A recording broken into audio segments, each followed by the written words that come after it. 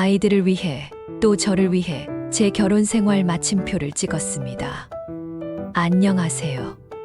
저는 20년 차 맞벌이 주부입니다. 남편은 코로나 때 하던 사업을 정리하고 택배 상하차를 하고 있어 벌이가 그리 좋지 않고, 저는 물리치료사로 야간 근무까지 하다 보니 남편보다는 조금 더 많이 벌고 있어요. 슬하에는 고등학생 딸과 중학생 딸, 두 자매를 키우고 있습니다. 그런데 어느 날 저녁 식탁에서 남편이 갑자기 폭탄 선언을 하더라고요. 우리 부모님께 새 아파트를 좀 해드리자. 지금 집이 좁기도 하고 불편하신가 봐.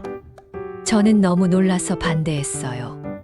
지금 우리 형편의 생활비와 아이들 학원비도 빠듯한데 아파트를 해드린다는 게 말이 되냐고요.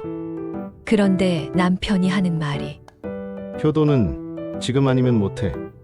우리 엄마 고생 많이 하셨어. 라면서 저를 못된 사람 쳐다보듯 바라보더라고요. 더 말하다가는 애들 앞에서 더 큰 싸움이 날 것 같아서 그냥 입을 다물었는데, 이 침묵이 앞으로 어떤 일을 가져올지 그때는 몰랐어요.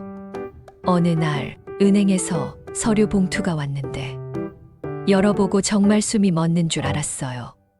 남편이 제 동의도 없이 우리 집을 담보로 대출을 받아서 이미 시댁에 아파트 전세금을 치렀더라고요.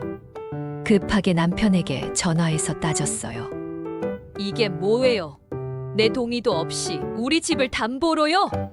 그랬더니 남편이, 효도 좀 했다고 왜 호들갑이야? 그리고 그 집 내 명이고 내가 더 많이 냈잖아. 아무리 그렇다고 상의도 없이 그런 일을 혼자 결정하면 어떡해요? 지금 우리 상황에 대출금이며 이자며 어떻게 감당하려고요? 아, 몇 년 좀 고생하면 되잖아. 나 바빠 끊어. 정말 손이 떨리더군요. 시집 올 때 남편이 조금 더 보탠 건 맞지만 결국 부족한 돈은 대출을 받았었고 함께 갚았거든요. 그러고는 며칠 뒤 걸려온 전화는 더 최악이었어요. 애미야, 나다.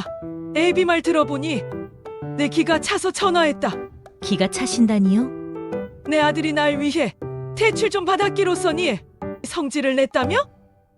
너도 참 속 좁다. 같이 효도는 못할 망정 재뿌리지는 말아야지. 저도 참다 못해서 현실적인 상황을 설명드렸어요.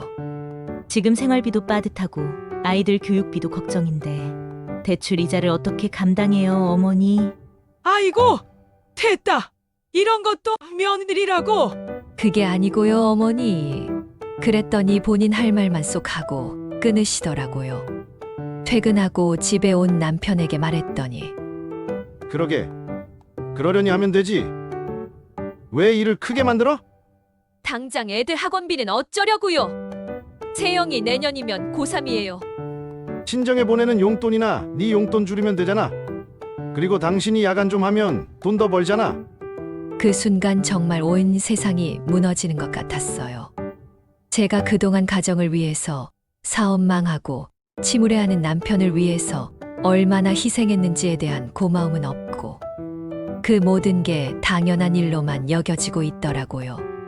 그 후 새벽마다 일어나서 가계부 붙들고 계산기 두드리면서 매일 울었어요. 생활비에 대출 이자까지. 애들 학원비는 어떻게 해야 할지 정말 막막해서요. 그런데 어느 날 새벽 2시쯤이었나 식탁에 앉아 있는데 큰 애가 나오더라고요. 엄마, 괜찮아? 많이 힘들지? 나 학원 안 다녀도 돼. 요즘 인강도 엄청 잘 돼 있어. 그 순간 깨달았습니다.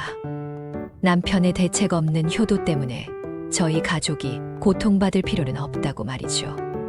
그리고 제일 무서웠던 건 우리 아이들이 이 모습을 보고 자란다는 거예요. 엄마가 할머니한테 무시당하는 모습. 엄마의 의견은 존중받지 못하는 모습을요. 이 무거운 굴레를 제 딸들에게까지 물려줄 수는 없다는 생각이 들었어요. 그래서 결심했습니다. 더는 끌려다니지 않기로요. 아이들의 미래를 위해서라도요. 그래서 남편과 함께 시댁에 간 날, 이혼 서류를 내밀고 말했어요. 앞으로 당신 빚도 당신 어머니 전세금도 제 몫이 아니에요. 본인들이 벌어서 본인들 빚은 본인들이 갚으세요. 이제 제 돈은 저와 아이들을 위해 쓰겠습니다. 남편은 당황해서 횡설수설 하더라고요. 나 혼자 벌이로 어떻게 감당해? 내 상황 알잖아. 그러게 왜 감당할 수 없는 일을 벌여? 여보, 애들을 위해서라도 다시 생각해봐.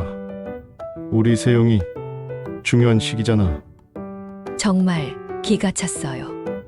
그걸 생각한다는 인간이 이런 문제를 일으킨 건가요? 그때 방에 있던 첫째가 나오며 소리치더군요. 이제 와서 우리를 위하는 척하지 마. 나도 다 알아. 엄마가 얼마나 고생하는지. 그런데 아빠는 내 미래보다 우리 가족들보다 할머니를 먼저 생각했잖아. 나도 그런 아빠는 필요 없어. 그 순간 정말 가슴이 뭉클했어요. 제 딸이 이 모든 상황을 다 이해하고 있었더라고요. 남편은 아무 말도 못하고 고개를 숙였고 시어머니는 고함을 지르셨지만 저와 아이들의 마음은 이미 확고했어요. 이제 우리 삶은 내가 지켜요. 마지막으로 한마디 남기고 애들만 챙겨 집을 나왔어요. 무겁기만 했던 마음이 이렇게 가벼울 수가 있나 싶어요. 앞으로 재판이다, 뭐다 피곤하고 머리 아플 테지요. 그보다도 이런 일을 옆에서 겪게 만든 아이들이 참 안타깝고 미안합니다. 오히려 아이들은 매일 저를 위로해요. 괜찮다면서요. 그렇지만 제 선택을 후회하지 않습니다. 희생 대신 자유를, 절망 대신 희망을 선택했으니까요. 끝까지 힘낼 거예요. 저에게는 지켜야 할 두 딸이 있고 나아가야 할 제 삶이 있으니까요. 새 출발하는 저에게 많은 응원 부탁드려요.